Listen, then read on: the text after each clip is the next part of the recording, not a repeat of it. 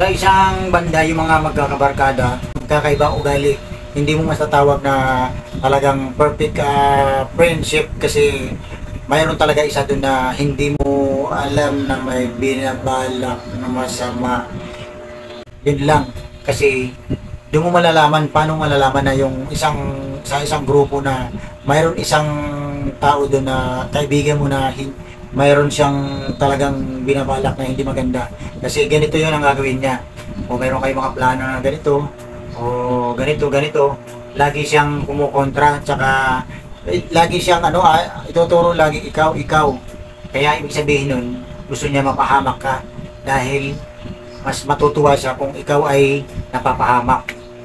Lagi siyang gagawin kang panggatong at ikaw ang laging uutusan. Lagi na lang siya. Ganun ang gagawin. Kaya doon mo malalaman yung isang grupo na mayroon pala isa talagang na hindi karapat dapat maging kasapi nyo sa isang grupo nyo. Kaya dapat alam mo kung ang tao talagang tawag dito ay hindi kanya pagkakanuno. Yun ang pagkakanuno sa sa kapahamakan, ipapahamak ka, hindi ganun. Kung tunay mo siya talagang kaibigan. So, mahalata mo siya kung mayroon ka talaga siyang magandang hangarin sa inyo at sa inyong sa isang grupo na mayroon siyang may tutulong na maganda o mayroon siyang may fair ways yung gagawin para sa inyo. Ayan ang dapat alamin.